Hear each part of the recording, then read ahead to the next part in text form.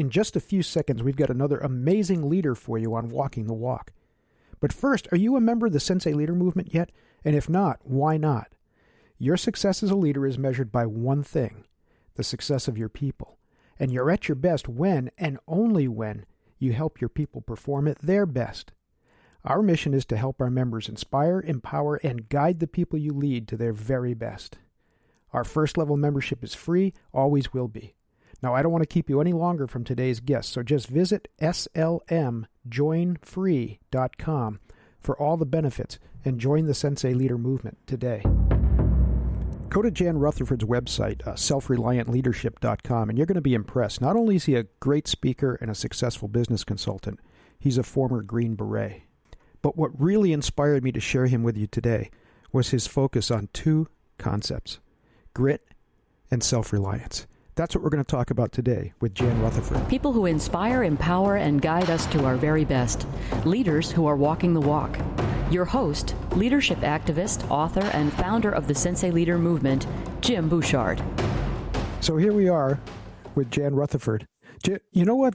When I landed on your website the first time, I loved the idea of self-reliant leadership. That's something we could use a lot of right now, no? Yeah. Yeah. Well, we're forced into it right now. Well, yeah, you're up there where,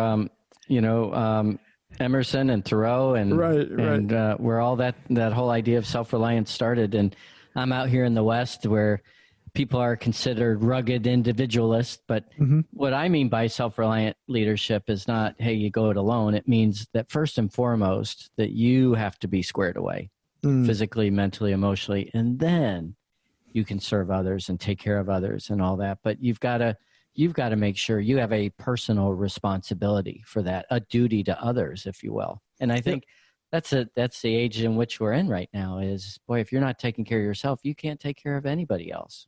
I'm so glad to hear you say that, and for people who might be listening later, as Jan and I are meeting here, this is, we're right in the throes of the coronavirus epidemic here. And, some people who don't understand this, the idea of self-reliance as you're expressing it, they're going to have to learn it pretty quickly. But you said it right. I mean, one of the things we've been dealing with, I'm sure you have too, is, leaders struggling to take care of themselves while they're so busy taking care of other people, right? Right. How do you... Yeah. And you've had quite a career. So, I mean... Oh, thanks. Special forces and all that. So this is... Well, it's an emergency, but you've been there before. Yeah. Well, and I went in the Army as a 17-year-old, so I was just a kid. I mean, scrawny, 114-pound teenager. And, I was a follower first, but almost from day one, you're being trained to be a leader. And there was a lot of, hey, you're in charge now. And if you weren't a good peer, a good follower, nobody was going to listen to you when you were chosen to be the leader. Amen. So it was, and again, I use this phrase over and over again, but you had to be squared away in order to take care of other people, in order for other people to trust you, to follow you, any of those things. And the same thing exists now is, well, you've got to take care of yourself. You've got to stay healthy. You've got to make sure you're resourceful. All of a sudden, all of us Americans have to be resourceful, do with less, figure out that we all have there's scarcity. Which in the business world, there is always scarcity. And so you've got to allocate resources, your time, your talent, your treasure in ways that you might not have had to think about before. And that's for sure, especially in our business, right? I mean, I've been talking to so many speakers the last few weeks and people in the event business. I mean, we were the canaries in the cave this time. Boy, we came to a full stop quick. Yeah. Yeah, real quick. Well, a lot of my colleagues and peers that did everything in person are struggling to learn technology now. And I'm really lucky. I've been online teaching and learning since 1992. Oh, wow. When it was over modems and there wasn't even really a web. It was just stuff scrolling across the screen. And I remember being at hotels on the road and I had to have a little screwdriver to figure out how to get my phone cord inserted behind the desk in the room or go to the front desk and get something dialed in. And that's kind of where we're at now. I had a CEO the other day tell me, he goes, everybody on my team wants stand-up desks shipped to their house. He goes, can't do that. We're doing everything we can to cut millions of dollars so we don't have to do layoffs. They're going to have to be resourceful. Right. They're going to have to make desks at their house. Yeah. We can't do that. And yet people are just saying, hey, I can't work unless you do this for me. That's crazy. Right. No, I understand perfectly. That's a constant struggle. It's a constant struggle. I don't like the idea of too much dependency, man. We are interdependent. And in fact, it's funny because this leads to something that, I wanted to share with you, because when I'm pressed to summarize leadership in one idea, I always lean on this one. I said, leadership is sharing. A leader shares. And you can't share what you don't have. So like you said, if you're not taking care of yourself, if you're not strong, keeping yourself healthy, relatively keeping your head screwed on straight, what do you have to share with other people, right? You're not as valuable to them. And yet we live in an age where, a lot of people, and I don't want to say necessarily it's generational, because I think that's a bad rap sometimes. I mean, it may be concentrated there, but we do have a culture of demand, I think. I don't like the word entitlement, more of a culture of demand. Give me this, and then I'll do fill in the blank, right? Yeah. Well, I deserve, and I think that's a dangerous place to be. Yeah. I'm reminded of two things. One, I remember teaching MBA students 15 years ago this definition of leadership, that it was about managing your energy and the energy in others. Nice. And every year that seemed to resonate with young people more and more, to the point now that people really get that. The second part of that is, okay, but remember, this whole leadership thing, it ain't about you. And so the best question I ever had a mentor ask me is, for whose good do you serve? So when we think about leadership, oftentimes we think, like this, it's all about us. Well, leadership is all about serving others in whatever way we can, for managing our energy and the energy in others toward a common good, a common purpose, whatever that may be. So I even job seekers, oftentimes people talk about the perfect role, the perfect company, the perfect industry. And I'm like, well, tell me who your people are. Who is it that you want to serve? And I think about, you're up there by LL Bean, I'm over here by REI. You go to LL Bean, you go to REI store, those people know exactly who they want to serve. They like outdoors people. They like hikers and climbers and fishermen and kayakers. Those are their people. Yeah. Well, I think as leaders, the more that we align and gain affinity with who we know our people are, I think, the passion is what takes over, and, work becomes easy because it doesn't feel like work. Isn't that confusion? I mean, I get pretty militant about this, where people confuse management and leadership too much, and it was I quote Admiral Grace Hopper all the time, where she said, you manage things, you lead people. And she said, for too long, we went overboard on the management, right? And, when you're talking about these things, and people get into management positions sometimes, through political maneuvering or charisma, or, they happen to, their dad runs the company, whatever the case might be, right? I always say it this way, anybody can make you a manager, and sometimes for the wrong reasons, but as you just said, only the people that you serve can make you a leader. Yeah. And you have to earn their trust for them to respect you as a leader, no? Yeah.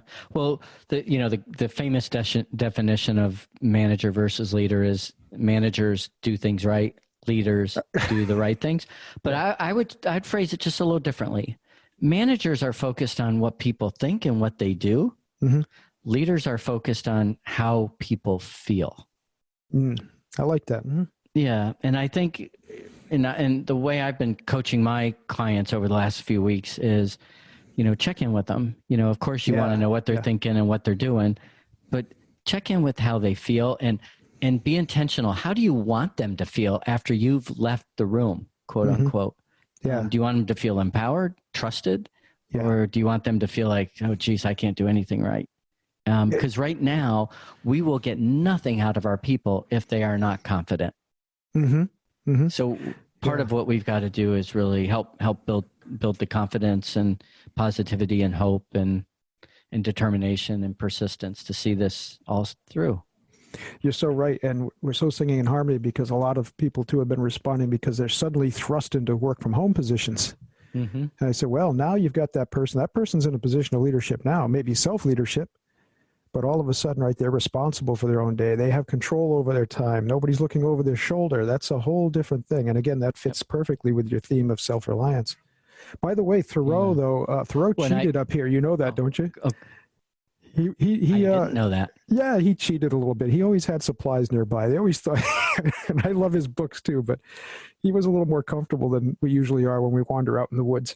Well, you know what we used to say in Special Forces. I'm going to get in trouble for telling you this. Oh, please do then. You know, we had, land nav course, and you couldn't use the roads. You couldn't use a flashlight. You had all kinds of rules. You couldn't buddy, and you couldn't talk to anybody. And we call that Saturday up here. But here was what was unspoken. Well, it was if you ain't cheating, you ain't trying. If you get caught, you're wrong. But Special Forces, we always thought we were the thinking man's special operator because, unlike some of our brethren, boy, if there was a house we could break into and be warm, that was a good alternative to sleeping, against a log in on the wet moss or something. So we would like to think we were smart, not hardcore. There you go. But you know what's interesting too? I watched a couple of your videos clips that you had up, and I'm never surprised. One of my great regrets, I was busy messing up my life instead of serving in the military, and that's still one of my greatest regrets.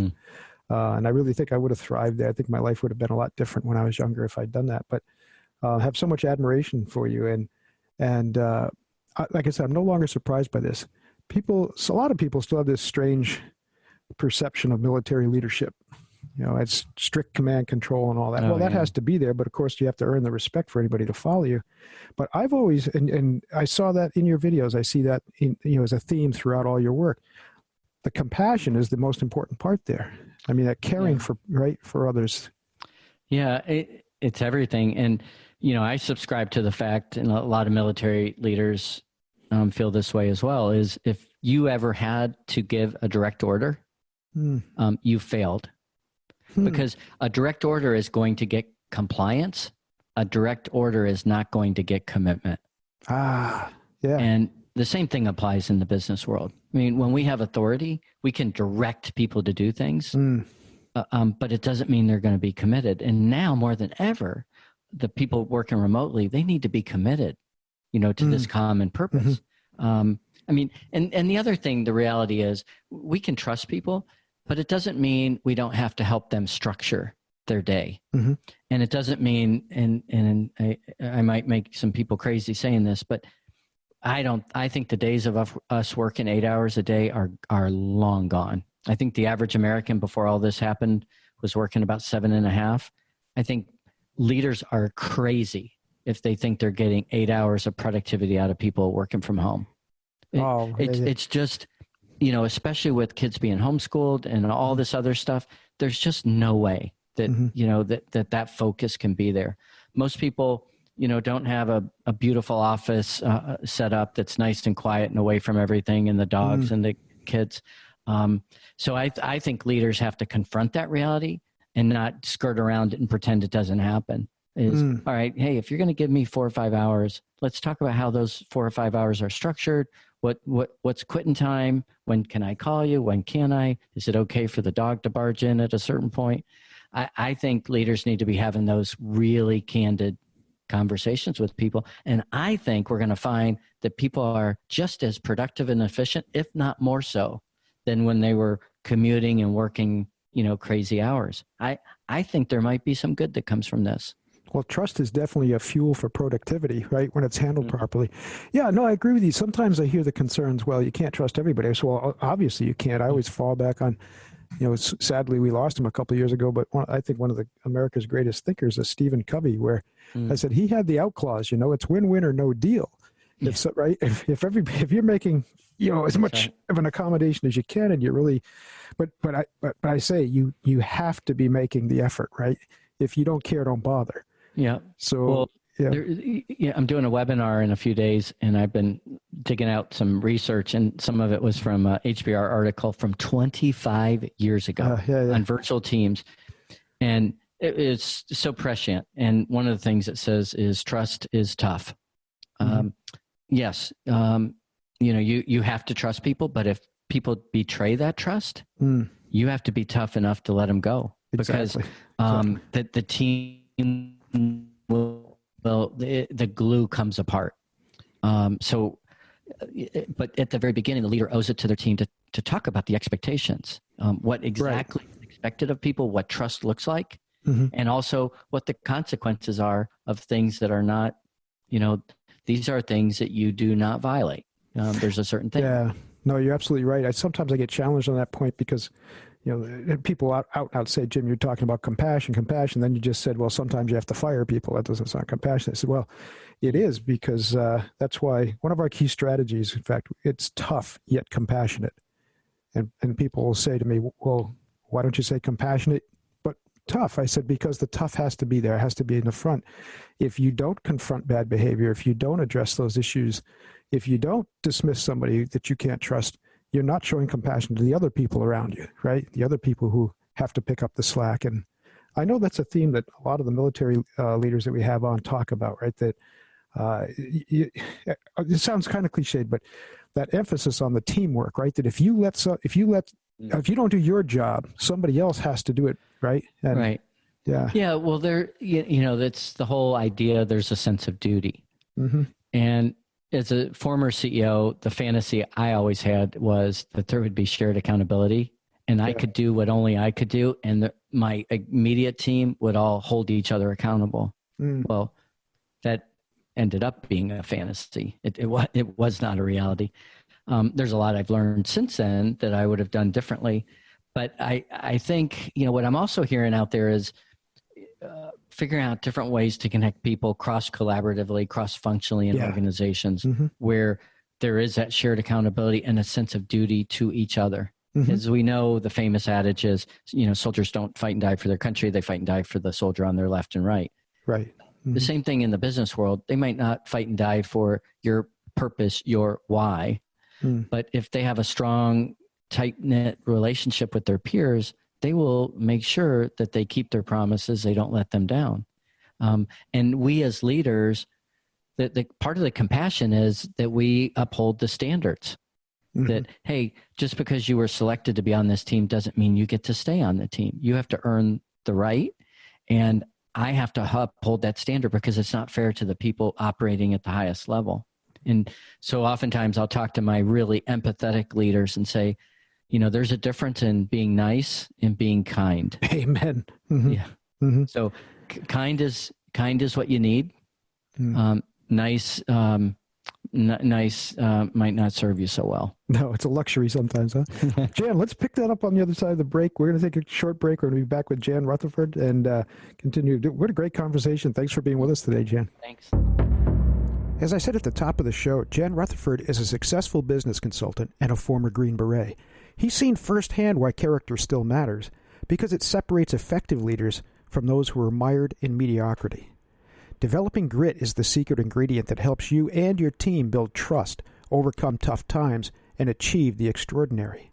Speaking, executive coaching, online courses, and his incredible Crucible expeditions, Jan and his team give you the tools to develop true self-reliance, expand your leadership capabilities, cultivate grit, and amplify action. Learn more about Jan and his services at self-reliantleadership.com. self-reliantleadership.com. The research is bomb-proof. People perform at their best when and only when they know their leaders care, when they know their work has meaning, and when they have the chance to learn, grow, and develop. To accomplish this, we need to connect with the people we serve, the people who trust in our leadership. Leaders today need emotional intelligence, strong interpersonal skills, and an accurate sense of self-awareness. I'm Jim Bouchard, leadership activist and founder of the SENSEI Leader Movement. The SENSEI enjoys a very special relationship with students. It's one built on respect, trust, and loyalty. And these are also a leader's most valuable assets. I help you build these relationships. I work with you to help you inspire, empower, and guide your people to their very best. That's what the best leaders do. And that's what the Sensei does. My job is to help you be the Sensei, so you can lead your people to their very best, and yours. Executive coaching, workshops, corporate training. Visit thesenseileader.com or call 207-751-4317 today to learn more. Jan Rutherford, thank you so much for being with us today. Why don't, before we go any further, let's make sure we know, people know how to get in touch with you. Why don't you share your websites and or however you'd like them to access you? Yeah. Everything you would like to learn about the work that we do is on self-reliantleadership.com. Our book, our videos, our podcast, our Crucible expeditions, our TED Talk. I mean, everything is on that website. So love to hear from you. And I've got to say, Jan, you've got one of the best, and we have a network of real dear friends that have some great podcasts, and yours is one of the best. I really enjoy it. Oh, thanks. Yeah. Thank you. Yeah. Just today we had Lisa Monaco was on, who was in charge of pandemics under President Obama. So it's pretty timely.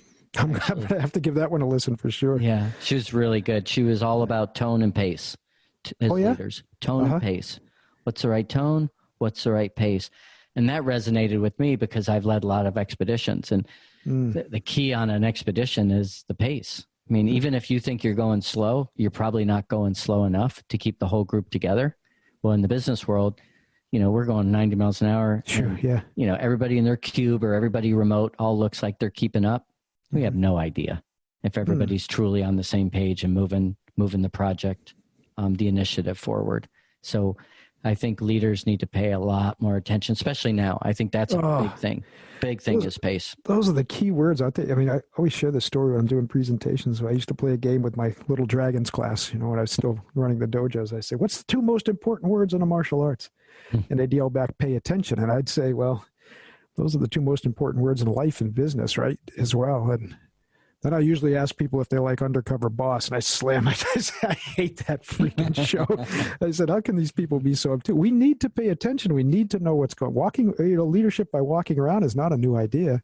No. Nothing I share is new. I mean, most of my stuff comes from Lao Tzu 2,000 years ago, but yeah.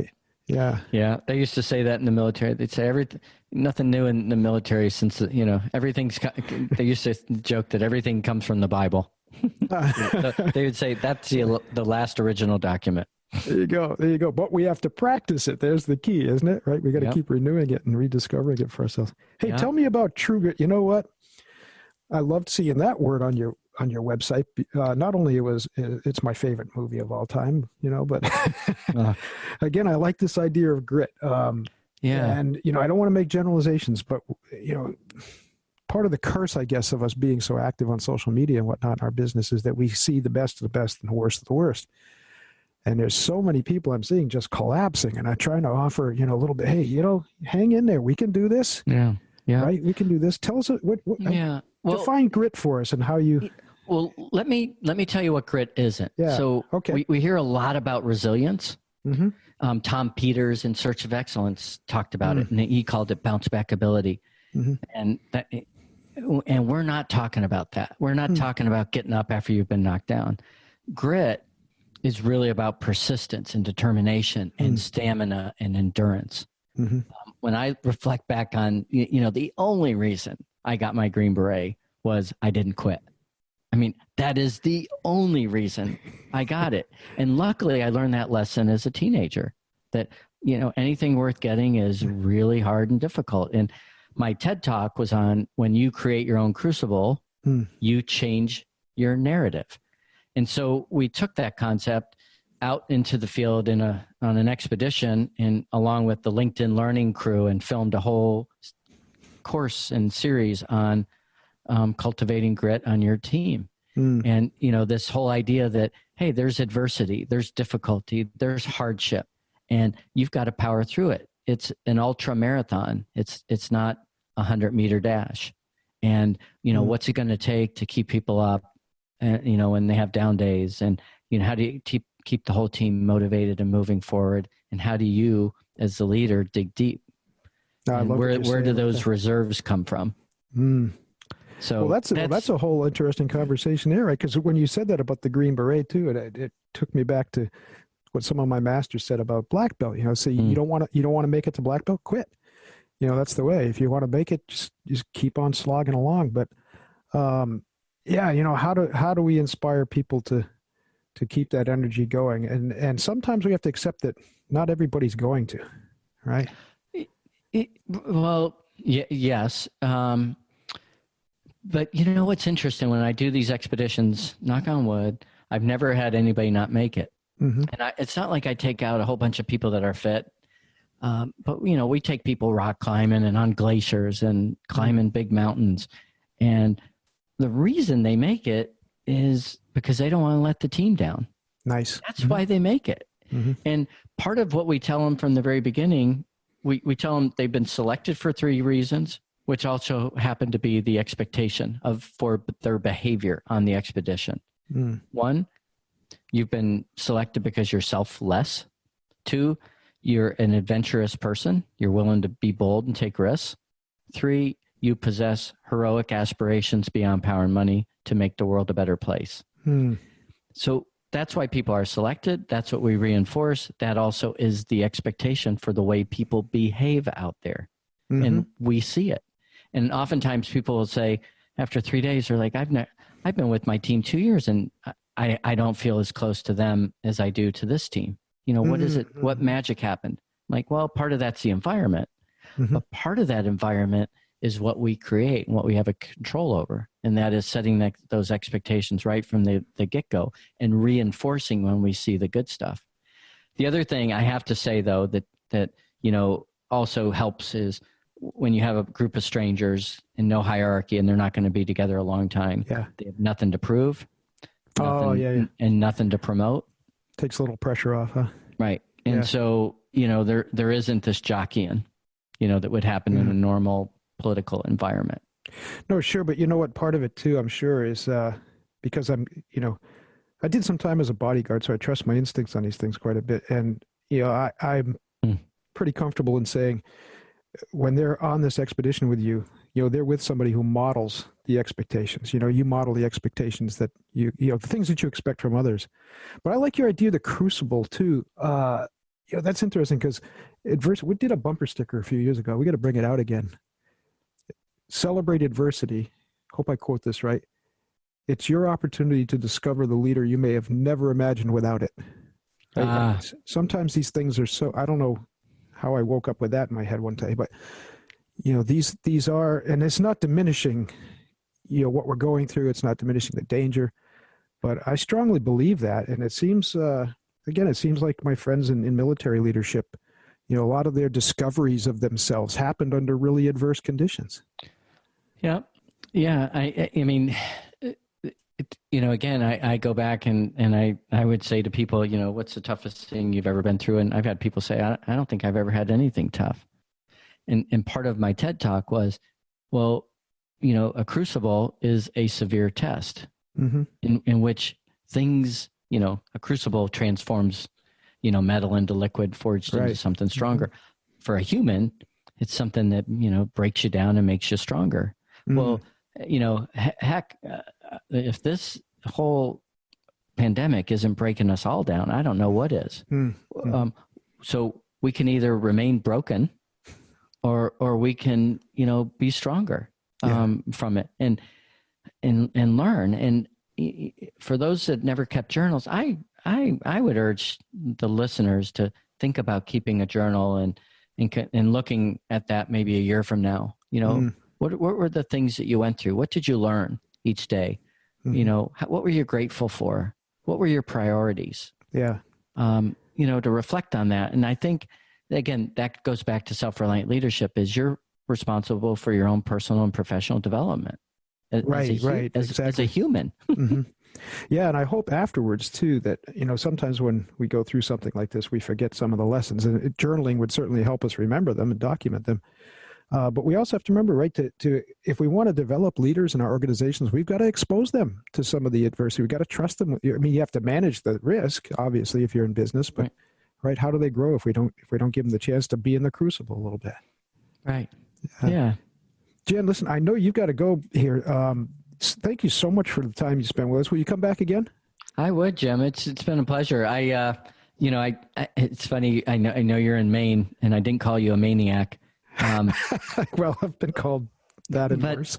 I got to tell you my first experience ever in Maine. I was at Fort Devens, Massachusetts. Right. When it was a fort, and we got on a plane and we flew into the White Mountains, and we jumped out of these planes into the White Mountains. It was probably July. I'm going to go 1982 to age myself. And I jumped out of this plane. It was freezing, even though it was July. And I got on the ground, and I just laid there and looked and saw the Milky Way and the most beautiful stars. Yeah. And it was like heaven on earth. I mean, it was so beautiful and peaceful. And that was, one of my first experiences ever up in New England. And it was inglorious. So whenever I talk to somebody from Maine, it takes me back to that night. And I just remember, because there weren't very many times when I jumped out of a plane, I just kind of laid there and looked at the stars. Most of the time you're like, hey, let me get all my gear. Let me do this. Let me do that. And I remember just laying there going, this is amazing. I think that's what keeps us here. But right around this time of the year is when we question our sanity for being out here. Yeah, I'm all for a short winter. Yeah. The older I get, I think, wintering someplace warm and coming back here in the summer would be nice. Let's tell people one more time how to get in touch with you. Yep, self-reliantleadership.com. We hope you enjoyed this episode of Walking the Walk. Please like and share. Our mission at the Sensei Leader Movement is to support and develop human-centric leaders. Leaders who put people first. Leaders who inspire, empower, and guide people to their very best. Be part of the movement. Join and access all our free resources by visiting thesenseileader.com. To book Jim or host your own event, call us at 207-751-4317.